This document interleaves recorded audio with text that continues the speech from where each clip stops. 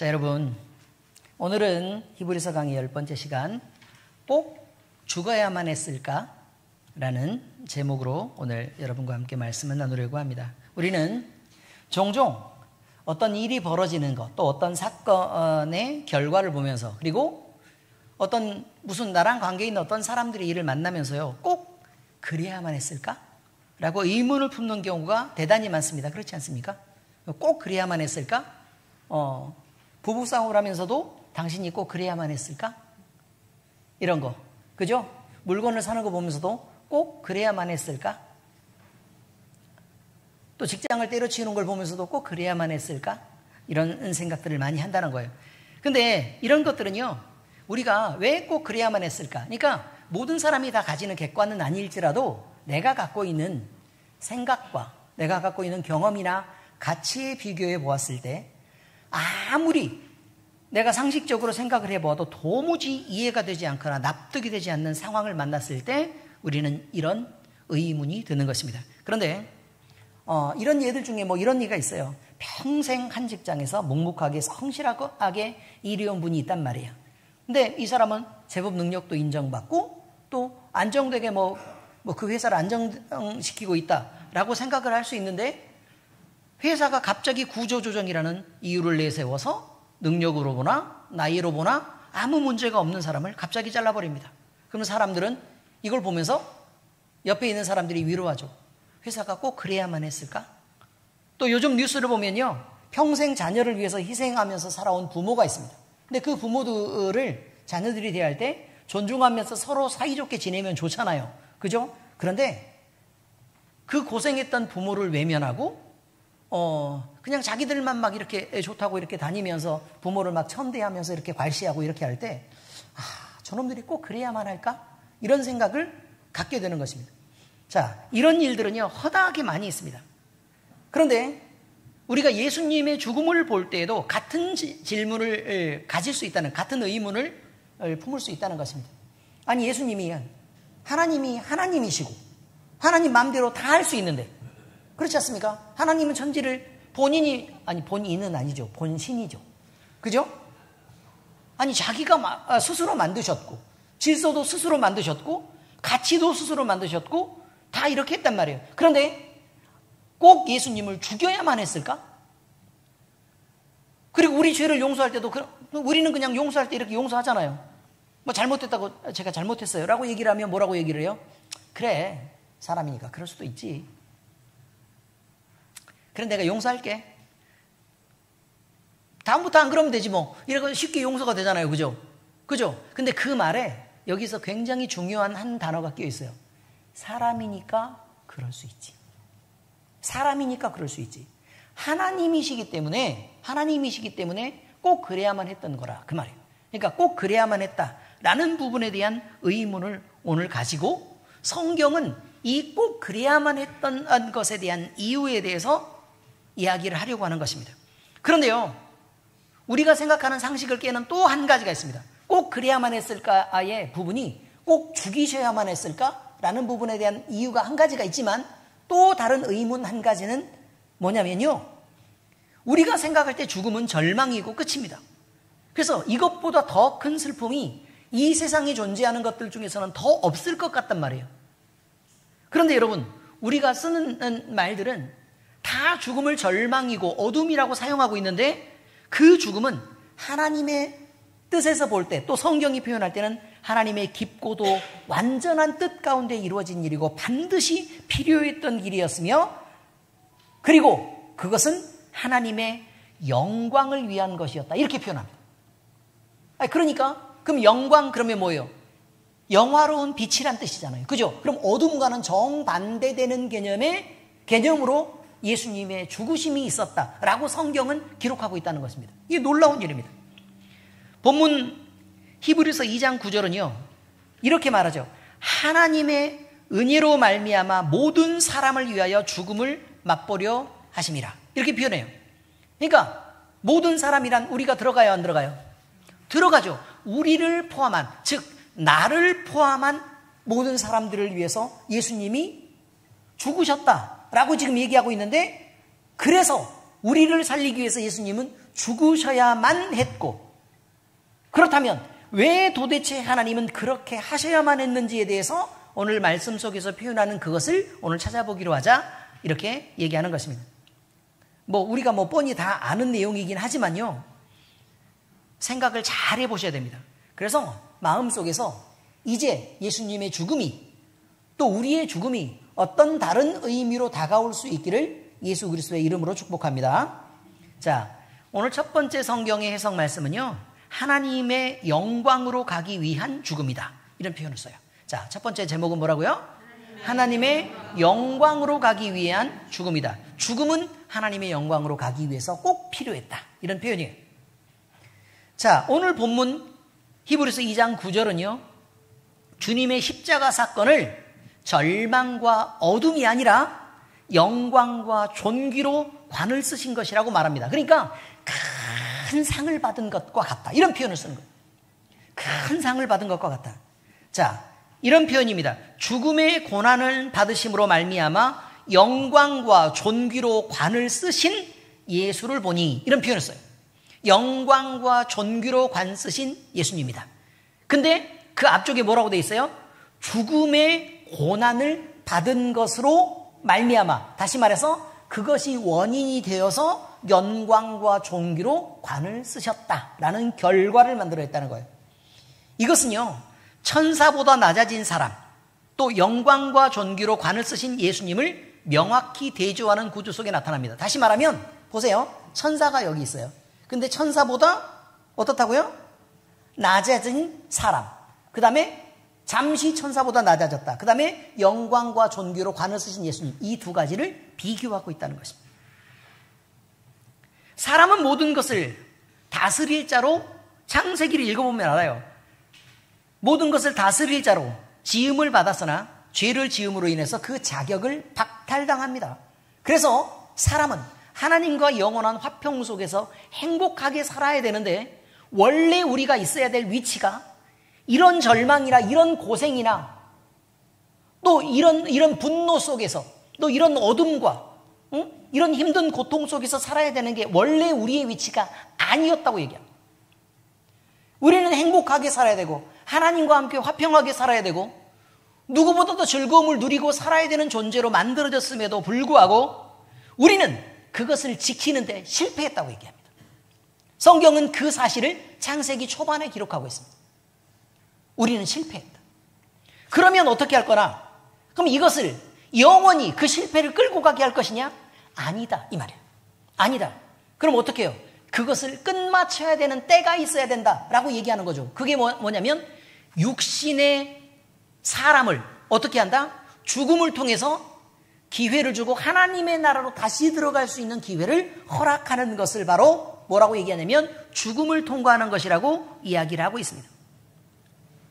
그래서 죽음을 통한 영광입니다. 여기서 죽음을 맛보셨다라는 표현인 게위사이라는 헬라어가 있습니다. 그런데 이것은요, 여기 간봤다는 뜻이 아닙니다. 간을 보다, 이런 뜻이 아니라 그 말이에요. 이것은 스스로 경험하고 그 다음에 스스로의 몸으로, 그리고 느낌으로, 감각으로 모든 것을 체험해서 정확하게 아셨다는 표현입니다. 또 관을 쓰셨다라는 에스테파노메노는 승리자에게 수여되는 월계관 있잖아요.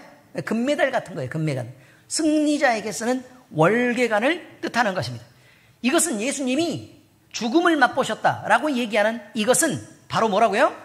죽음을 통해서, 다시 말해서 사람이 가져야 될 죽음이라는 그 절망과 고통을 자기 스스로 경험하고 그리고 느끼고 또 감각하고, 그래서 그 고통 속에서 예수님이 버려져 본 다음에 그 다음에 어떻게 했다고요? 완전한 승리로 관을 쓰시게 된 것이다, 이런 표현을 쓴다 그 말이에요. 우리가 상식적인 죽음이라고 말하는 절망과는 전혀 다른 정반대의 느낌입니다. 그래서 상식적으로 우리는 아무리 설명을 해도 죽음이 영광이다 라고 얘기하면 이해가 되지 않고 느낌이 안 오는 것입니다. 그래서 우리는 성경을 자꾸 읽으면서 그 느낌이 무엇인지를 찾아야 된다고 얘기하는 거예요. 안 그러면 죽음은 영원히 절망일 수밖에 없고 우리에게 영원히 실패이고 패배일 수밖에 없기 때문에 그럴 것이라, 이 말입니다. 자, 그런데요, 이 대목을 설명하는 데서 존 칼빈은 그의 주석에서 이렇게 말합니다. 예수 그리스도의 낮아지심은 단지 모범을 보이신 것만이 아니라 타락한 인류를 다시 하나님의 영광에 이르게 하려는 하나님의 놀라운 섭리였다. 이런 표현을 써요. 하나님의 섭리란 말은 하나님의 뜻이 그 안에서 펼쳐졌다는 뜻이에요. 하나님의 섭리가 무슨 뜻이라고요? 하나님의 뜻이 그 안에서 펼쳐졌다. 자, 그런데 뭐에 대해서 얘기하냐면 그리스도의 낮아지심에 대해서 얘기한다 그 말이에요. 낮아지심은 사람의 몸을 입고 이 땅에 오신 것이나 그가 몸을 통해서 고난을 받은 것이나 그리고 모든 고난 이후에 죽음을 당하는 데까지 낮아지신 그 모든 것은 타락한 인류를, 다시 말해서 우리 같은 죄인들을 다시 하나님의 영광에 이르게 하려는 하나님의 섭리였다. 이 말이에요.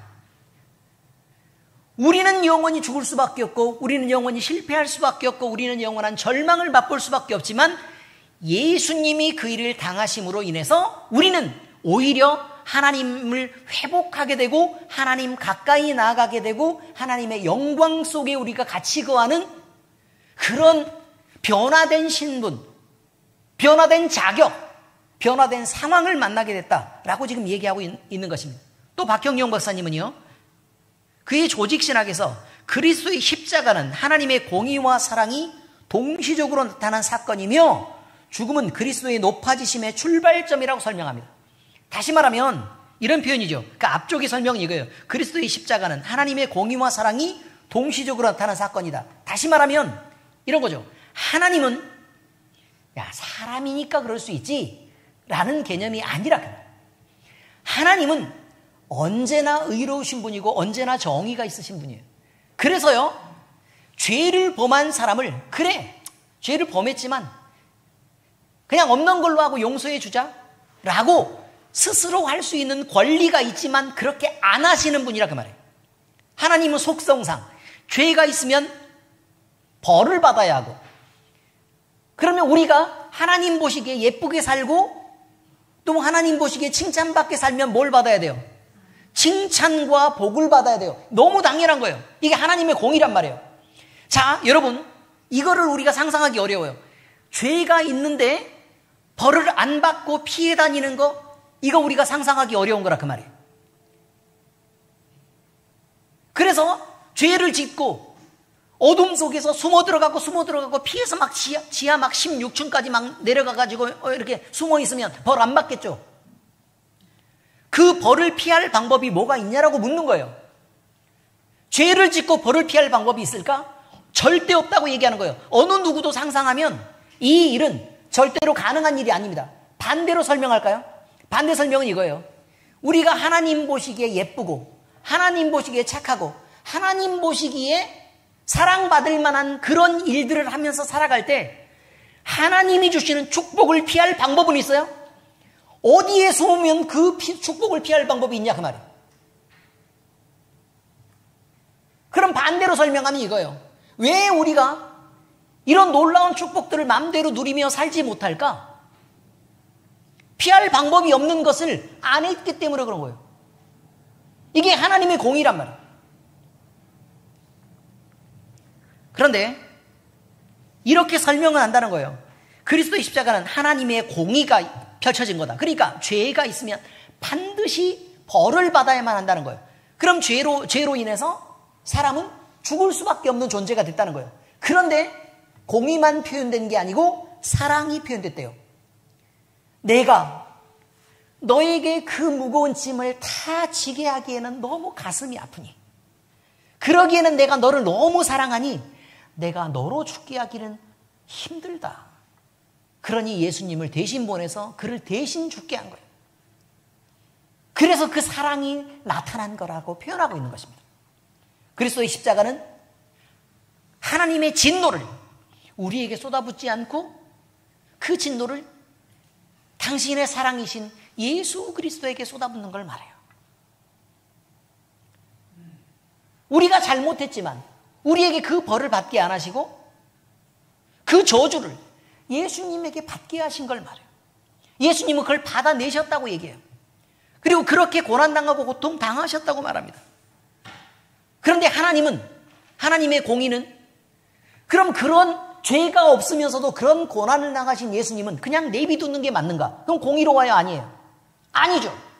그래서 하나님은 그 고난당하고 고통을 모든 것을 감내하신 그 예수님을 하늘 높이 드시고 하나님의 모든 영광과 존귀로 그에게 관을 씌우시고 세상을 다스릴 권세를 만왕의 왕으로 예수님을 삼으셨다. 이게 하나님의 공의라는 거예요. 이제 이해가 되십니까? 바로 이것입니다. 그렇습니다. 성경과 권위 있는 성경 해석학자들의 분석들은 공통적으로 모두 예수님의 죽음이 우리가 생각하는 상식인 단지 불쌍한 희생이 아니라 역설적이게도 하나님의 계획하심 속에 있는 영광의 여정이었다. 영광을 얻게 하기 위한 여정이었다. 우리를 사랑하기 위한 여정이었다. 우리를 회복시키기 위한 여정이었다. 그때 예수님의 희생은 예수님을 높이 들리게 하시는 여정이었다. 이렇게 표현하고 있는 것입니다. 우리 예수님은 요한복음 17장 1절에서 이렇게 기도하십니다. 아버지여, 때가 이르렀사오니 아들을 영화롭게 하사 아들로 아버지를 영화롭게 하옵소서. 언제 하신 기도인 줄 아십니까? 십자가의 죽음을 앞두고, 십자가의 죽음을 앞두고 기도하신 기도가 이거란 말이에요. 자, 보세요. 아버지여, 때가 이르렀사오니. 때가 된 건 맞아요. 그런데 아들을 어떻게 하라고요? 죽이십시오가 아니라 영화롭게 하사. 예수님은 하나님의 뜻을 알고 있어요? 모르고 있어요? 지금 알고 계신다는 거예요. 알고 계신다. 아들을 영화롭게 하사 아들로 아버지를 영화롭게 하옵소서. 그럼 십자가에서 예수님이 돌아가시는 건 누구를 영화롭게 하기 위해서다? 아버지를 영화롭게 하기 위해서다. 그게 무슨 뜻이냐면 창조하신 하나님이 그 피조물로부터 외면당하고 미움받는 자리에 계신다는 거예요. 우리가 죄를 지음으로 하나님을 외면하고 배신하는 자리에 계속 서 있는 것은 하나님이 영광된 자리가 아니라고 얘기하는 거예요. 그래서 우리를 회복시켜서 하나님의 사람을 만들고 또 하나님을 찬송하게 하고 하나님을 기뻐하는 사람들로 만들어내는 그것이 하나님을 영화롭게 하는 거예요. 그러니까 예수님이 자기가 순종함으로 죽으시고 그 죽음을 통해서 사람을 회복시켜서 하나님의 영광을 위한 성도들로 만들어내는 것이 하나님의 영광을 위한 길이다 라는 걸 예수님도 알고 계셨기 때문에 그 일을 기뻐하셨다고 얘기합니다. 또한 바울은요, 빌립보서 2장 8, 9절에서 이렇게 말합니다. 죽기까지 복종하셨으니. 자, 누구에게 복종해요? 하나님께 복종했다. 누가? 예수님이. 그렇습니다. 그럼 그 안에 많은 내용이 들어있겠죠. 그죠? 모든 이름 위에 뛰어난 이름을 주셨다. 이게 뭐예요? 가장 높은 이름을 가졌다. 누가요? 예수님이. 그래서 영화와 존귀로 관을 씌우셨다. 이런 표현입니다. 즉 십자가는 부끄러움의 자리가 아니라 하나님의 뜻에 철저히 순종하심으로 높임을 받는 영광의 자리가 되었다는 것을 의미합니다. 우리 주님은 낮아지심을 통해 영광을 회복하셨습니다. 그 죽음은 세상의 상식과는 반대되는 하나님의 구속의 길이었고 우리를 위한 승리의 관문이었습니다. 결국 우리를 이기게 하셨습니다. 그러므로 우리는 고난 앞에 설 때 주님이 가신 그 길을 기억해야 합니다. 주님처럼 십자가를 통해 하나님의 영광을 드러내는 삶, 그것이 우리도 걸어가야 될 믿음의 길인 것입니다. 다시 말하면 그리스도인이 승리를 얻는 방식은 세상과는 반대 방식이라는 것입니다. 반대 방식. 그게 진짜로 이기는 거예요. 예를 들까요? 우리가 부부싸움을 하는데 덤벼 가지고요, 싸워서 내가 저 인간한테는 한번 앉아야지 라고 열심히 덤비면 이깁니까? 아니면 둘 다 집니까? 둘 다 집니다. 그런데 내가 먼저 용서하고 사랑하고 회복하고 용서하고 웃어주고 더 많이 아껴주고 위로하고 이렇게 하면 이기는 겁니까? 지는 겁니까? 이기는 겁니다. 여러분, 반대 방향이라는 거예요. 반대 방향. 우리가 남들을 섬기며 살아갑니다. 자, 그런데 남들을 섬기며 사랑할 때에 복음이 전달되기도 하고 또 따뜻한 사람으로 인정받습니다. 우리는 많은 희생을 하는 것 같지만 사실은 꼭 그렇지는 않다는 거예요. 그런데 만약에 우리가 우리의 이익을 챙기기 위해서 이기적이고 남에게 어떤 것도 양보하지 않았다. 그래서 그런 삶을 살았다라고 생각을 한번 해보시란 말이에요.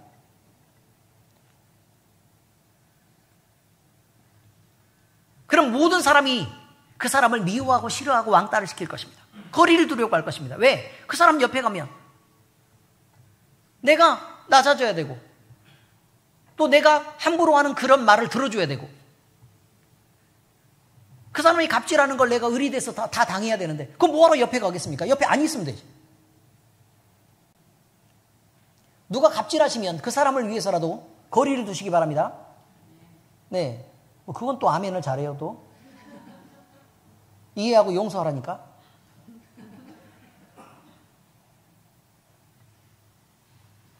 아시겠죠? 그래서 우리가 세상 살아갈 때는 손해라고 생각하는 그것들을 행동해야 그래야 우리에게 본질적으로 이익이 된다는 것이에요. 이걸 잊지 말라고 얘기합니다. 그런데 많은 사람들은 손해보지 말라고 가르칩니다. 그래서 성경은 손해보라고 얘기합니다. 근데 결국 누구의 방식이 세상을 살아가는데도 유익하냐? 성경대로 사는 것입니다. 바로 그것입니다. 여러분 똑똑해지신 것입니다. 훌륭한 인격을 갖게 되신 것입니다. 축하드립니다.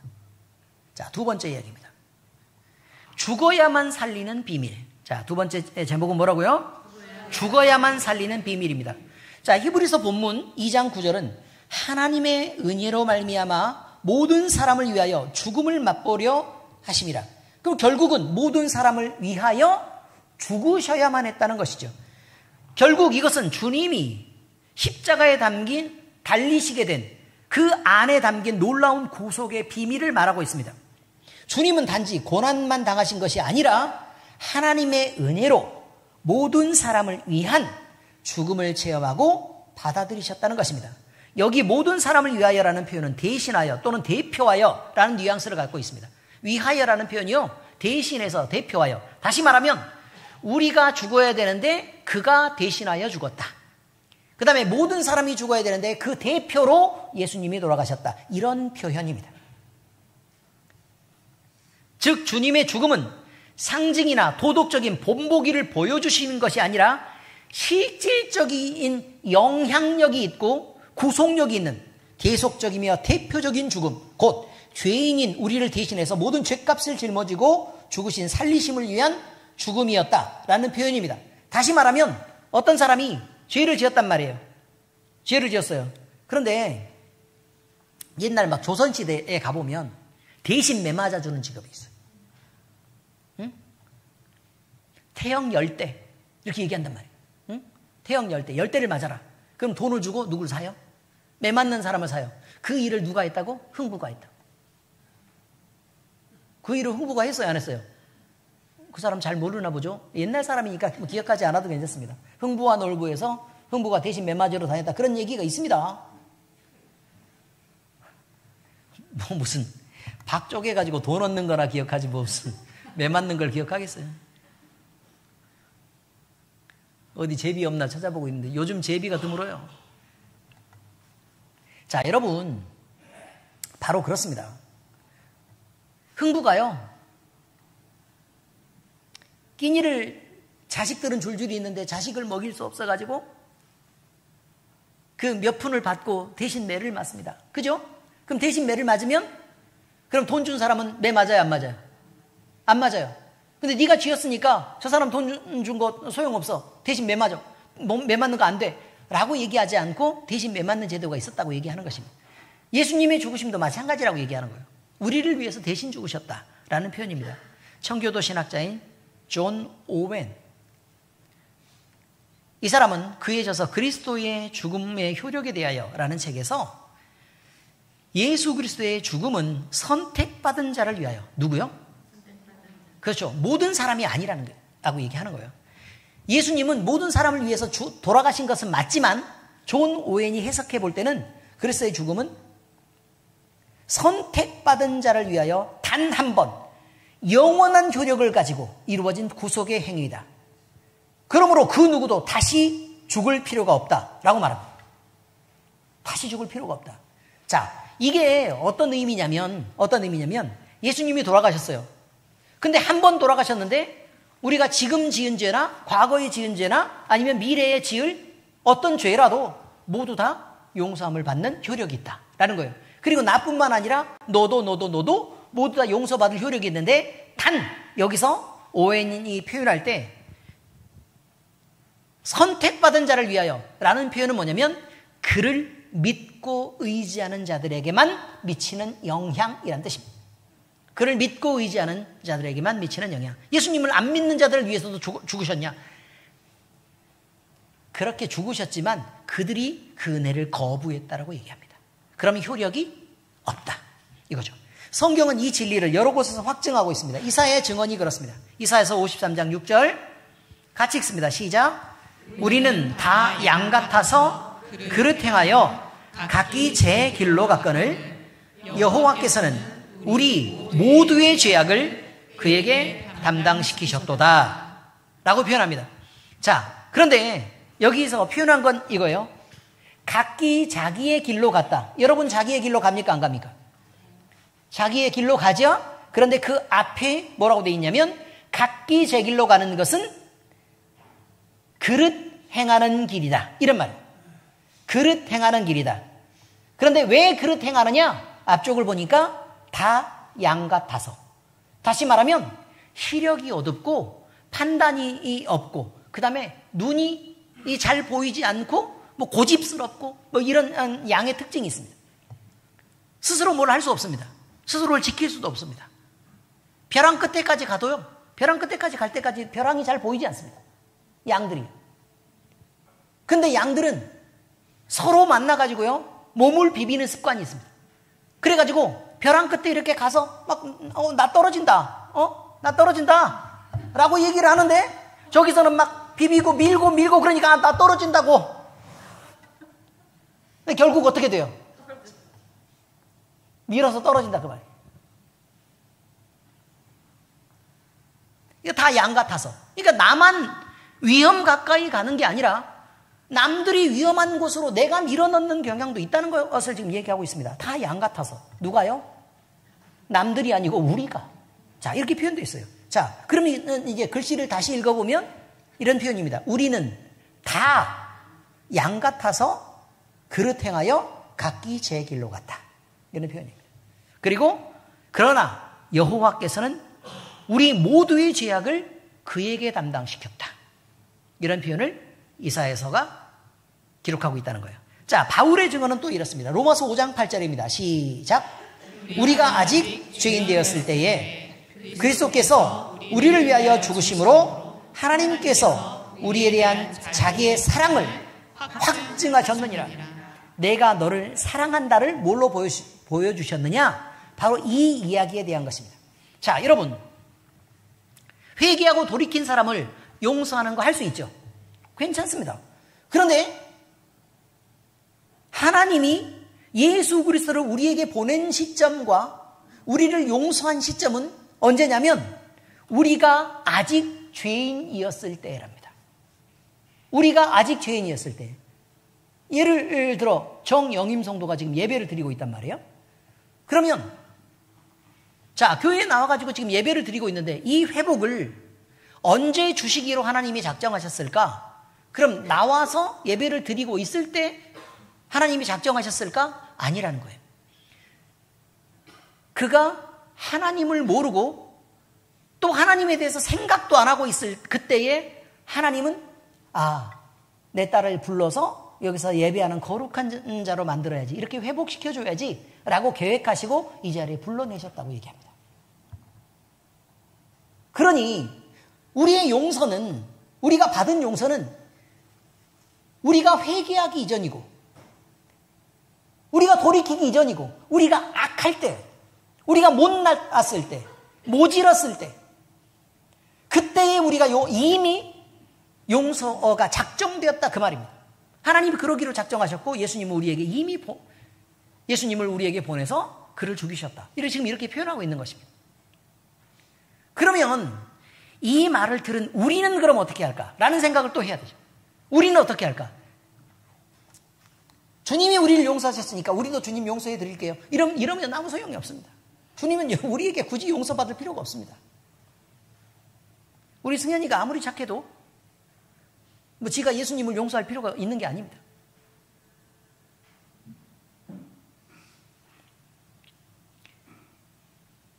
우리는 우리가 만나는 다른 사람을 용서해야 되는데 그 용서의 시점이 어디냐면 내가 잘못했어 라고 말하기 전부터 용서할 줄 알아야 된다는 거예요. 왜냐하면 우리가 받은 사랑이 그거니까. 엄마랑 싸워가지고 승질을 내서 둘이 부딪히고 싸워가지고 오늘 엄마 교회도 안 나오게.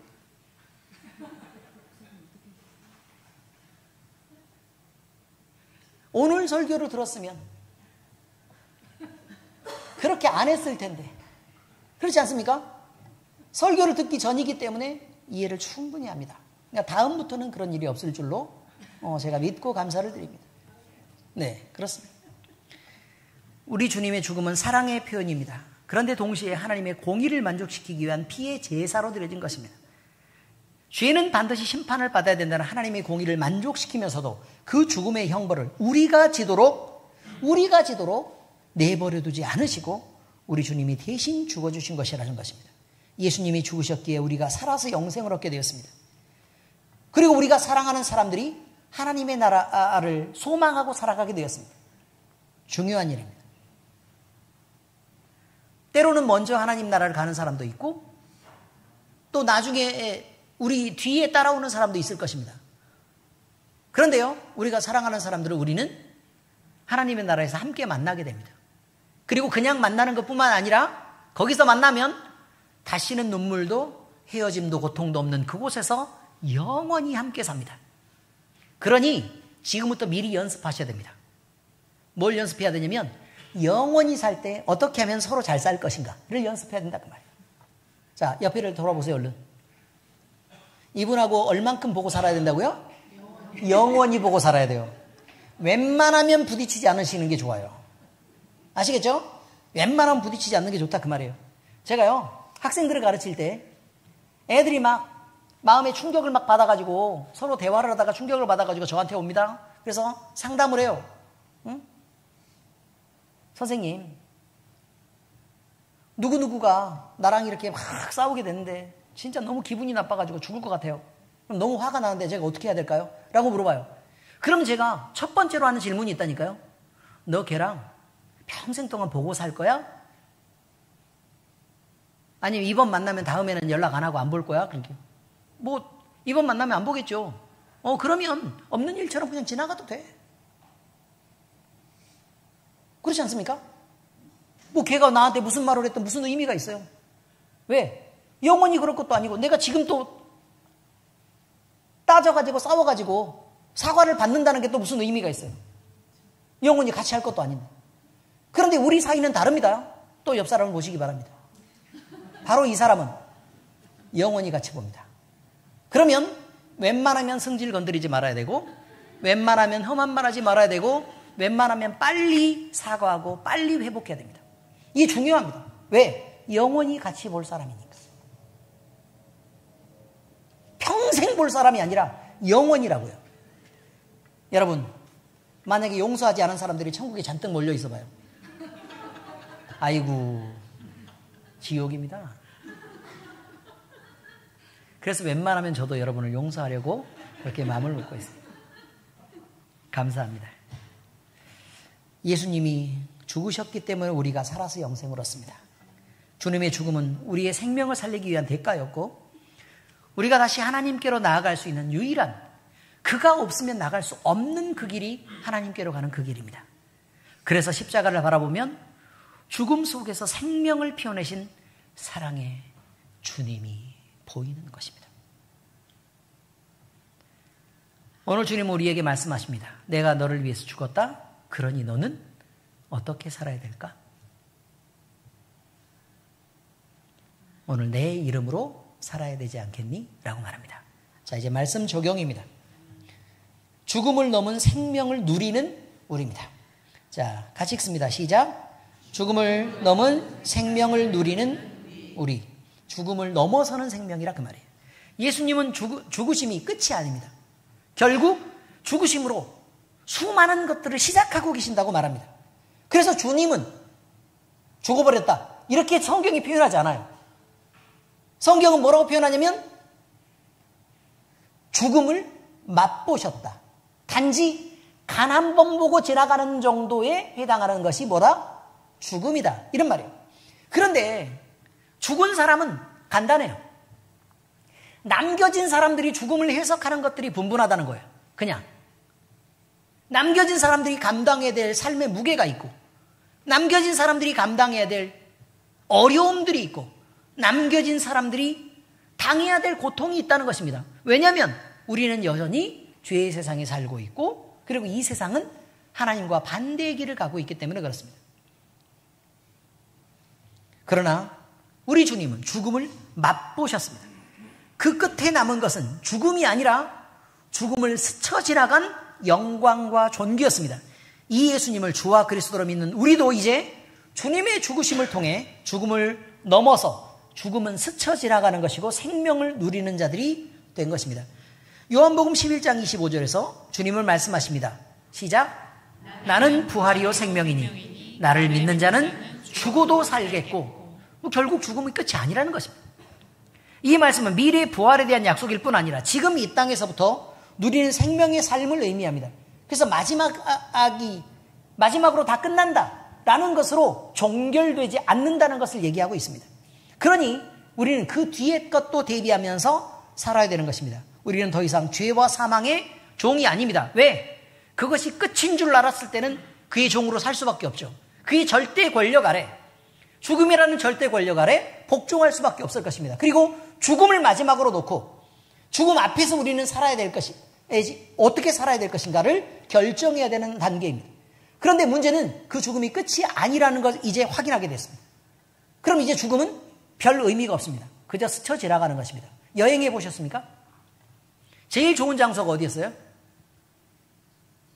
전 식당이요. 아니요. 여행지와 같습니다. 가기 전에는 별의별 느낌이 다 듭니다. 엄청 오래 비행기는 타는데 12시간 타서 유럽을 가려고 그러면 얼마나 힘이 들까? 네? 그래서 막 이렇게 어떻게 견디면서 가야 될까? 또 시차는 또 어떻게 하지? 나는 우리나라에서 한 번도 나가본 적도 없는데, 해외라고는 제주도 가본 게 전체인데, 뭐 이렇게 지금 다들 생각을 할 거 아닙니까? 그런데 여러분, 그렇게 기대하고 막 유럽을 갑니다. 유럽에 우리가 상상하는 모든 것들이 다 있을 것처럼 보이지만 썩 그렇지 않습니다. 많이 덥고 쓰레기도 많고 더럽고 냄새나고 입맛도 안 맞고 엄청 차 타고 다녀야 되고 많이 걸어야 되고 엄청 피곤합니다. 숙소도 우리가 생각하는 것과 다르고 마실 물도 우리나라에서 지금 마시는 물하고는 전혀 다른 물입니다. H2O가 다르다는 게 아니고 그것 외에 섞여 있는 게 다르다는 거예요. 석회질 물이 석회질. 그래서 열심히 마시면 이빨이 다 상해버립니다. 자, 그렇기 때문에 또 배도 아프고 물갈이 하는 사람들도 있고 그렇습니다. 고생스럽습니다. 근데 그 여행에서요, 결국 여행을 가가지고 그러면 드는 생각이 뭐냐면 늘 언제 집에 가지? 이런 생각입니다. 봐봤더니 뭐 특별한 것도 없고 그냥 그저 건물만 그런 양식으로 지어졌지 뭐 더 나은 것도 뭐 아무것도 없네? 말도 안 통하고 여기서 길 잊으면 큰일인데 뭐 뒤따라가기 바쁘고 그렇다는 것입니다. 이 세상이 그런 거예요. 이 세상이 그런 거. 그 다음에 죽음이라는 것은 우리가 걱정하고 있는 오랜 시간 타는 비행기랑 비슷한 것입니다. 그걸 넘어서는 그 다음이라는 게 존재하게 됩니다. 여러분, 나는 부활이요 생명이 나를 믿는 자는 죽어도 살겠다라는 예수님의 말씀은요, 바로 우리가 죽음이 끝이 아닌 삶을 살아가고 있다는 뜻입니다. 우리는 더 이상 죄와 사망의 종이 아닙니다. 바울은 로마서 6장 11절에서 말합니다. 같이 읽습니다. 이와 같이 너희도 너희 자신을 죄에 대하여는 죽은 자요 그리스도 예수 안에서 하나님께 대하여는 살아있는 자로 여길지어다. 무슨 뜻이냐면 결국 우리는 하나님의 은혜 아래서 영생을 얻게 된 사람들 아닙니까? 그러니 이제 죄로부터는 떠나야죠. 그죠? 그러니까 죄에 대해서는 죽은 자로, 다시 말해서 죄를 우리에게서 분리하고란 뜻이죠. 분리하고. 그죠? 그리고 그리스도 예수 안에서 하나님께 대하여는 살아있는 자로, 이거 대조되고 있는 거 알죠? 자, 그러면 죄에 대해서는 죽은 자로 여겨라 라는 말은 무슨 뜻이었다고요? 분리해라.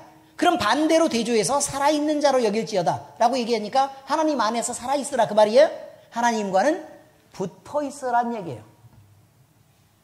붙어있으란 얘기예요. 그러니까 반대로 이렇게 대꾸되어 있는 그 내용을 우리가 이해할 필요가 있다는 것입니다. 우리 주님의 죽으심은 단지 우리의 과거를 정리한 것이 아니라 죽음 같은 세상을 사는 사람들에게 현재를 새롭게 살게 하고 절망 속에서 허덕이는 우리에게 미래의 소망을 주신 것입니다.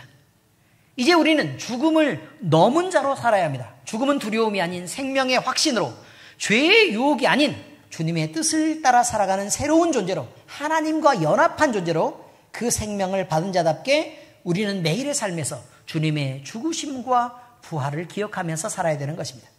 하나님이 주신 생명은 단지 자기를 위해서 이 세상에서만 건강하게 오랫동안 잘 살아라 라고 주신 것이 아닙니다.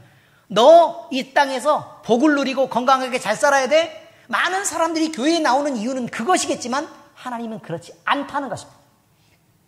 이것은 거의 너무 작은 것에 불과하고 그 이후로 이어지는, 그 영원히 펼쳐지는 그 죽음 뒤편의 이야기들을 우리에게 말하고 싶어 합니다. 주님이 주신 이 생명은 주님의 핏값으로 주어진 것이기 때문에 결코 가볍게 대해서는 안 되는 거룩한 선물입니다. 그러므로 이제 우리는 주님의 이름으로 살아있는 자로서 자신의 삶 속에서 예수님의 생명을 드러내는 증인으로 살아가시기 바랍니다. 성도 여러분, 우리 주님은 십자가에서 우리를 위해 죽으셨고 지금은 부활의 주님으로 우리와 함께 살아계십니다. 우리 주님 안에 있는 우리는 어떤 고난 속에서도 소망을 놓지 않고 살아가야 합니다. 우리는 이미 죽음을 넘은 생명을 가진 자들입니다. 그러니 오늘도 믿음으로 나는 주님의 생명으로 살아간다는 것을 고백할 수 있기를 바랍니다. 사랑하는 엘림교회 성도 여러분, 우리 주님은 꼭 죽으셔야만 했을까? 맞습니다. 꼭 죽으셔야만 했습니다.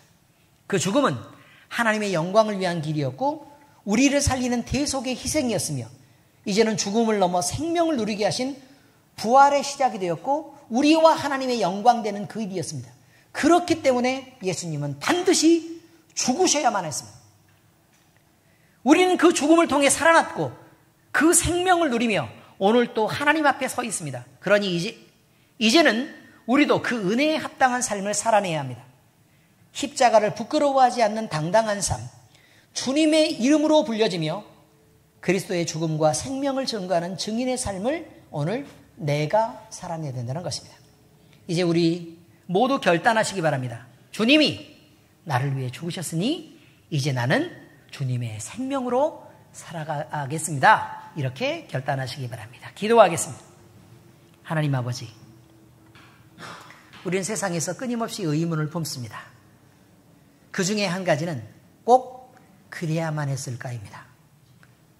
우리 주님의 십자가 사건도 하나님이 하나님이신데 꼭 그러셔야만 했을까라고 우리는 의문을 품고 있었습니다.